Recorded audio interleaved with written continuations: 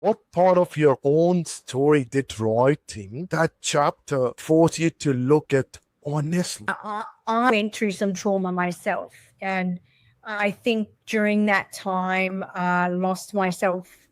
I was studying at the time, and I think I always knew I wanted to do something great.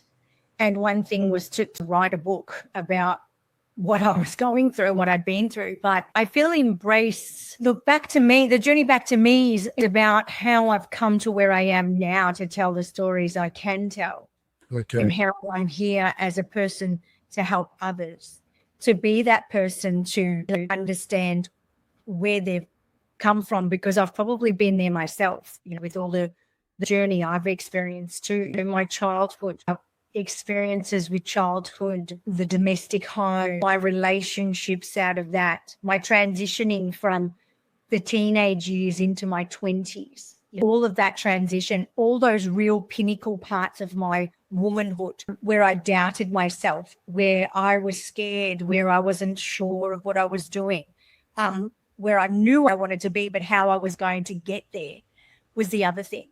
And I think writing the book is pretty much about that. And it's a reminder, it's a bit of a collection, a memoir of what I've been through.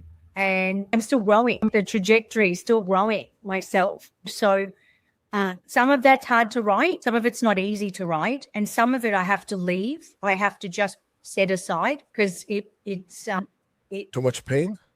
it can be painful. Have you ever had a client whose physical symptoms completely resolved, no protocol, no supplement, once the emotional root cause was addressed? So in very brief, if you can let me know, did you have a client like this? I've worked with clients just to look at food as medicine, but mainly to look at connecting the dots for the nervous system. So sometimes it's not even that, it's just doing nervous system work with them to help them, just to get them to back home to their body, because they're in a state of fear or anxiety, or they're in a complex state